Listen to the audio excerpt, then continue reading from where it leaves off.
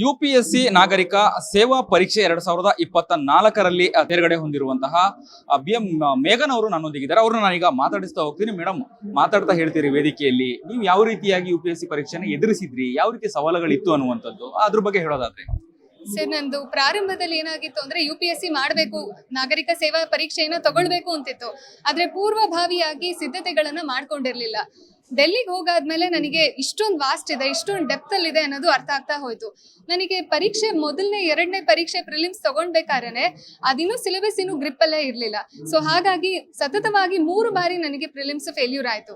ತದನಂತರ ನಾನು ಏನ್ ಮಾಡಿದೆ ಅಂದ್ರೆ ಡಿಮಾಂಡ್ ಆಫ್ ದಿ ಎಕ್ಸಾಮಿನೇಷನ್ ಏನಿದೆ, ಮಾಕ್ ಪೇಪರ್ಸ್ ಅನ್ನ ಯಾವ ರೀತಿಯಾಗಿ ಸಾಲ್ವ್ ಮಾಡಬೇಕು, ರಿವರ್ಸ್ ಲರ್ನಿಂಗ್ ಅಂದ್ರೆ ಏನು, ಅದನ್ನ ಯಾವ ತರ ನಾವು ಫೋಕಸ್ಡ್ ಆಗಿ ಇಟ್ಕೊಳ್ಬೇಕು ಅನ್ನೋದ್ರ ಬಗ್ಗೆ ನಾನು ಚಿಂತನೆ ಮಾಡ್ತಾ ಹೋದೆ. ಸೊ ಪ್ರಿಲಿಮ್ಸ್ ಕ್ರಾಕ್ ಆಯ್ತು. ಮೇನ್ಸಿಗೆ ಅಷ್ಟೊಂದು ತೊಂದರೆ ಆಗ್ಲಿಲ್ಲ ನನಗೆ. ಮೇನ್ಸ್ ಒಂದೇ ಸಂದರ್ಭದಲ್ಲೇ ಆಗೋಯ್ತು. ಆಮೇಲೆ ಲಾಸ್ಟ್ ಟೈಮ್ ಒಂದ್ ಸ್ವಲ್ಪ ಅಂತರದಲ್ಲಿ ನನಗೆ ಮಿಸ್ ಆಯ್ತು ರ್ಯಾಂಕು. ಈ ಸಲ ಇದಾಗಿದೆ ಸರ್. ಎಷ್ಟನೇ ರ್ಯಾಂಕ್ ಬಂದಿದ್ರೆ ಮೇಡಮ್? ಒಂದು, ಆಮೇಲೆ UPSC ಪರೀಕ್ಷೆಯನ್ನ ಎದುರಿಸುವಂತದ್ದು ಸವಾಲು, ಅದರಲ್ಲಿ ಉತ್ತೀರ್ಣರಾಗಿರುವಂತದ್ದು ಹೆಮ್ಮೆಯ ವಿಚಾರ.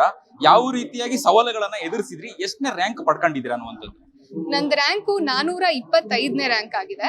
ಸವಾಲ್ಗಳು ಯಾವ ತರ ಬರ್ತಿತ್ತು ಅಂದ್ರೆ, ಮೊದಲಿಗೆ ನಮಗೆ ಸಿಲೆಬಸ್ ವಾಸ್ಟ್ ಇರೋದ್ರಿಂದ ಯಾವ್ದು ಓದಬೇಕು ಯಾವ್ದು ಬಿಡಬೇಕು ಅನ್ನೋದು ಖಚಿತವಾಗಿ ಗೊತ್ತಾಗ್ತಿರ್ಲಿಲ್ಲ. ಅದಕ್ಕೆ ಏನ್ ಮಾಡಿದೆ ಅಂದ್ರೆ ಸಿಲೆಬಸ್ ಅನ್ನ ಬ್ರೇಕ್ ಡೌನ್ ಮಾಡ್ಬಿಟ್ಟು ಈ ಸಿಲೆಬಸ್ಸಿಗೆ ಯಾವ ತರ ಹಿಂದಿನ ಪ್ರಶ್ನೆ ಪತ್ರಿಕೆಗಳಲ್ಲಿ ಕೇಳಿಯಾರೆ ಅನ್ನೋದನ್ನ ನಾನು ಅಂದಾಜ್ ಮಾಡ್ಕೊಳ್ತಾ ಒಂದು ಡೇಟಾ ಡ್ರಿವನ್ ಆಗಿ ನಾನು ಅದನ್ನ ಮಾಡ್ತಾ ಬಂದೆ. ಆಮೇಲೆ ಕೆಲವೊಂದು ಎಲ್ಲಾ ಪ್ರಶ್ನೆಗಳಿಗೂ ನಮಗೆ ಉತ್ತರ ಗೊತ್ತಿರಲ್ಲ ಎಷ್ಟೇ ಓದಿದ್ರು.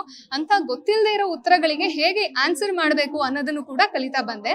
ಮೇನ್ಸಿಗೆ ಬಂದಾಗ್ಲೂ ಅಷ್ಟೇ, ಎಲ್ಲಾ ಪ್ರಶ್ನೆಗಳಿಗೂ ಉತ್ತರ ಗೊತ್ತಿದ್ದು ನಾವು ಎಲ್ಲ ಸ್ಪಷ್ಟ ಮಾಡ್ಕೊಂಡು ನಾವು ಬರಿತೀವಿ ಅಂದ್ರೆ ಅದು ಆಗದೆ ಇರುವಂತ ವಿಷಯ. ಸ್ವಲ್ಪ 2-3 ಪಾಯಿಂಟ್ಸ್ ಗೊತ್ತಿದ್ರು ಕೂಡ ಅದನ್ನ ನಮಗೆ ಗೊತ್ತಿರೋ ವಿಷಯಗಳೆಲ್ಲ ಹೇಗೆ ಅಪ್ಲೈ ಮಾಡ್ಕೊಂಡು ಮ್ಯಾನೇಜ್ ಮಾಡಬೇಕು ಅನ್ನೋದನ್ನ ಸತತವಾಗಿ ನಾನು 1 ಗಂಟೆ ಬರವಣಿಗೆಗೆ ಇಡ್ತಾ ಇದ್ದೆ ಪ್ರತಿನಿತ್ಯ ನಾನು. ಸೊ ಈ ರೀತಿಯಾಗಿ ಪ್ರಿಪರೇಷನ್ ಮಾಡ್ತಾ ಬಂದೆ ಸರ್. ಇನ್ನ ಇಂಡಿಯನ್ ಫೋರ್ IAS ಸಂಸ್ಥೆ ಯಾವ ರೀತಿಯಾಗಿ ನಿಮಗೆ ಹೆಲ್ಪ್ ಆಯ್ತು, ಯಾವ ರೀತಿಯಾಗಿ ಉತ್ತೇಜನ ಕೊಟ್ಟು ನಿಮ್ಮ ಪರೀಕ್ಷೆಗೆ, UPSC ಎಕ್ಸಾಮ್ ಪರೀಕ್ಷೆಗೆ ಅನ್ನುವಂಥದ್ದು? ಶೈಕ್ಷಣಿಕವಾಗಿ ಹೇಳೋದಾದ್ರೆ ನನಗೆ ಸಂದರ್ಶನದ ಒಂದು ಹಂತದಲ್ಲಿ ತುಂಬಾ ಹೆಲ್ಪ್ ಆಯ್ತು. ಕೇದಾರ್ ಸರ್ ಆಗಿರ್ಬೋದು, Srinivas sir, Prashant sir, Sandeep sir ಎಲ್ಲರ ಹೆಸರು ತಗೊಂಡ್ಲೇಬೇಕಾಗಿದೆ ಇವತ್ತು.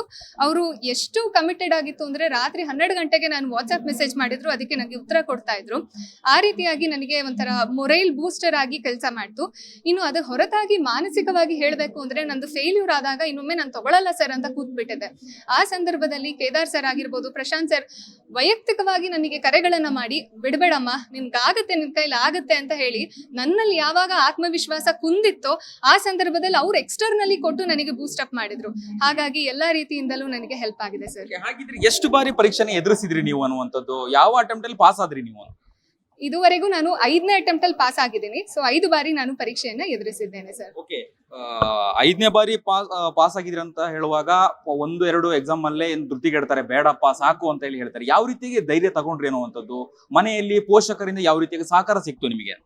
ಸರ್, ಅದೇ ನನಗೆ 2ನೇ ಬಾರಿ ನನಗೆ ಫೇಲ್ಯೂರ್ ಆದಾಗ ನನಗೆ ಧೃತಿಗೆಟ್ಬಿಟ್ಟಿದ್ದೆ. ನನ್ನ ಕೈಲಿ ಆಗಲ್ಲ ಅಂತಾನೆ ಕೂತ್ಬಿಟ್ಟಿದೆ. ಆ ಸಂದರ್ಭದಲ್ಲಿ ನನಗಾಗ್ಲೇ ವೇದಿಕೆಯಲ್ಲಿ ಹೇಳಿದಾಗ ಗುರುರಾಜ್ ಕರ್ಜಗಿ ಸರಿಗೆ ಒಂದು ಮೇಲ್ ಹಾಕ್ದೆ. ಅವ್ರಿಗೆ ಯಾರು ಅಂತಾನೂ ಗೊತ್ತಿಲ್ಲ, ಎಲ್ಲೋ ಮೇಲ್ ID ಸಿಕ್ತು, ಹಾಕ್ದೆ. ಅವ್ರಿದ್ದವರು ನಿನ್ ಬರವಣಿಗೆ ಚೆನ್ನಾಗಿದೆ, ಓದೋ ವಿಧಾನ ಕ್ರಮವನ್ನ ಒಂಚೂರು ಬದಲು ಮಾಡ್ಕೊಂಡು ಕೊನೆ ಒಂದು ಅಟೆಂಪ್ಟ್ ಕೊಟ್ಬಿಡು ಅಂತಂದ್ರು. ಸೊ ಆ ಕೊನೆ ಒಂದು ಅಟೆಂಪ್ಟ್ ಅಂತ ಏನ್ ಹೇಳಿದ್ರು, 3ನೇ ಅಟೆಂಪ್ಟಿಗೆ ನನಗೆ ಎಲ್ಲ ಸರ್ವಸ್ವವೂ ಹಾಕಿ ಎಫರ್ಟ್ ಹಾಕ್ದೆ. ಆಮೇಲೆ ನನಗೆ ಗೊತ್ತಾಯ್ತು, ಇಲ್ಲ ನಾನು ಐ ಆಮ್ ಆಲ್ರೆಡಿ ದೇರ್, ಒಂದ್ ಸ್ವಲ್ಪ ಎಫರ್ಟ್ ಹಾಕಿದ್ರೆ ಇನ್ನೊಂದು ಆಗುತ್ತೆ. ಏನೋ ಒಂದು ಅದೃಷ್ಟವಶಾತ್ ನನಗೆ ಪ್ರಿಲಿಮ್ಸ್ ಆಗ್ಲಿಲ್ಲ ಅನ್ನೋದು ಖಾತ್ರಿ ಆಯ್ತು. 4ನೇ ಅಟೆಂಪ್ಟಿಗೆ ಪ್ರಿಲಿಮ್ಸು ಆಯ್ತು, ಮೇನ್ಸು ಆಯ್ತು, ಇಂಟರ್ವ್ಯೂ ತನಕನೂ ಹೋದೆ. ಇಂಟರ್ವ್ಯೂನಲ್ಲಿ ಕೆಲವೇ ಮಾರ್ಕ್ಸ್ ಅಲ್ಲಿ general merit cut off miss ಆಗಿರೋದ್ರಿಂದ ಇನ್ನೊಮ್ಮೆ ತಗೊಳ್ಳೋಣ, ಇದು ಇಟ್ಸ್ ಅ ರ್ಯಾಷನಲ್ ಡಿಸಿಷನ್ ಅಂತ ಒಂದು ಕಾರಣಕ್ಕೆ ಮಾಡಿದೆ ಸರ್. ಇನ್ನು UPSC ಪರೀಕ್ಷೆ ಅಂತ ಹೇಳಿದ್ರೆ ಹಿಂದೇಟ್ ಹಾಕ್ತಾರೆ, ಭಯ ಬೀಳ್ತಾರೆ, ಕಷ್ಟ ಅಂತ ಹೇಳಿ ಹೇಳ್ತಾರೆ. ಅಭ್ಯರ್ಥಿಗಳಿಗೆ ಏನ್ ಹೇಳ್ತೀರಾ? ಪರೀಕ್ಷೆ ಎದುರಿಸುವಂತ ವಿದ್ಯಾರ್ಥಿಗಳಿಗೆ ನೀವ್ ಏನ್ ಹೇಳ್ತೀರಿ? ನೀವೇನ್ ಸಲಹೆ ಸೂಚನೆ ಕೊಡ್ತೀರಾ ಅನ್ನುವಂಥ? ಸರ್, ಕಷ್ಟ ಇದೆ. ಯಾಕಂದ್ರೆ ನಾವು ನಮ್ಮ ಸ್ಕೂಲ್ ಮತ್ತೆ ಕಾಲೇಜ್ ಡೇಸ್ ಅಲ್ಲಿ ಏನು ಅಂದ್ರೆ ಎಕ್ಸಾಮ್ ಹಿಂದಿನ ದಿನ ಓದ್ತೀವಿ, ಉಳ್ದಿದ್ದ ಟೈಮಲ್ಲೆಲ್ಲ ಏನೋ ಆರಾಮಾಗಿ ಇದ್ಬಿಡ್ತೀವಿ. ಅಂತ ಒಂದು ಮನಸ್ಥಿತಿ ಇದ್ರೆ ಇದು ಕಬ್ಬಿಣದ ಕಡಲೆನೆ ಸರ್. ಆದ್ರೆ ನಮಗೆ ಹೇಗಿರ್ಬೇಕು ಅಂದ್ರೆ, ನಾನು ಕನಸು ಕಾಣೋದ್ರ ಜೊತೆಗೇನೆ ಪರಿಶ್ರಮದ ಕನಸು ಕೂಡ ಎಲ್ಲರೂ ಕಂಡಿರ್ಬೇಕು. ಹಿಂದೆ ಎಷ್ಟು ಪರಿಶ್ರಮ ಆಗುತ್ತೆ ಅನ್ನೋದಕ್ಕೆ ಮಾನಸಿಕ ಸಿದ್ಧತೆನೂ ಅಗತ್ಯ.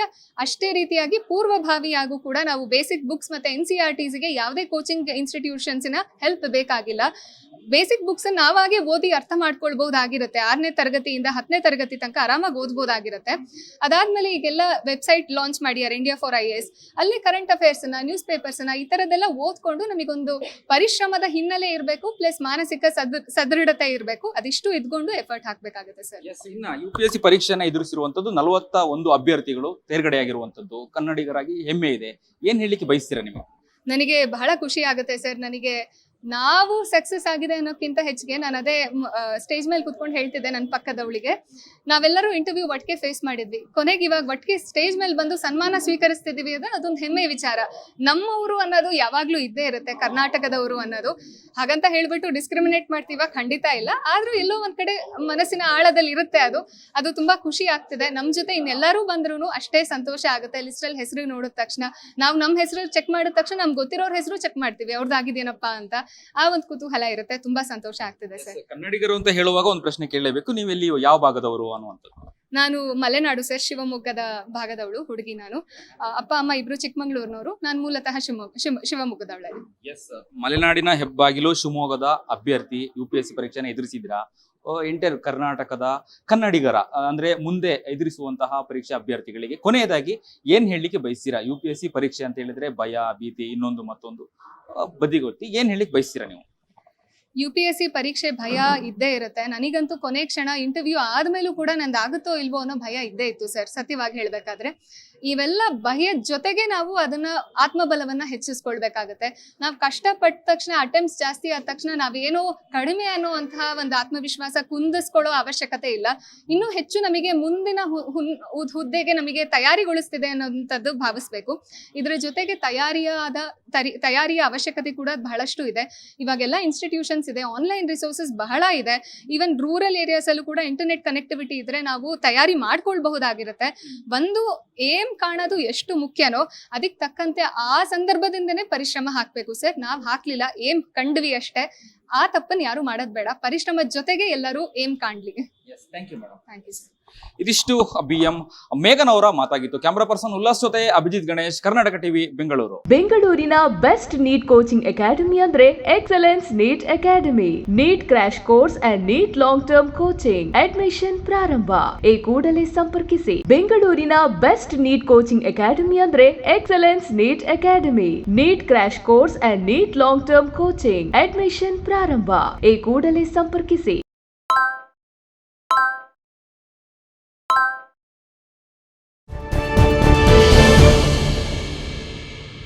ಬೆಂಗಳೂರಿನ ಬೆಸ್ಟ್ ನೀಟ್ ಕೋಚಿಂಗ್ ಅಕಾಡೆಮಿ ಅಂದ್ರೆ excellence NEET academy. NEET crash course and NEET long term coaching admission ಪ್ರಾರಂಭ. ಈ ಕೂಡಲೇ ಸಂಪರ್ಕಿಸಿ. ಬೆಂಗಳೂರಿನ ಬೆಸ್ಟ್ ನೀಟ್ ಕೋಚಿಂಗ್ ಅಕಾಡೆಮಿ ಅಂದ್ರೆ excellence NEET academy. NEET crash course and NEET long term coaching admission ಪ್ರಾರಂಭ.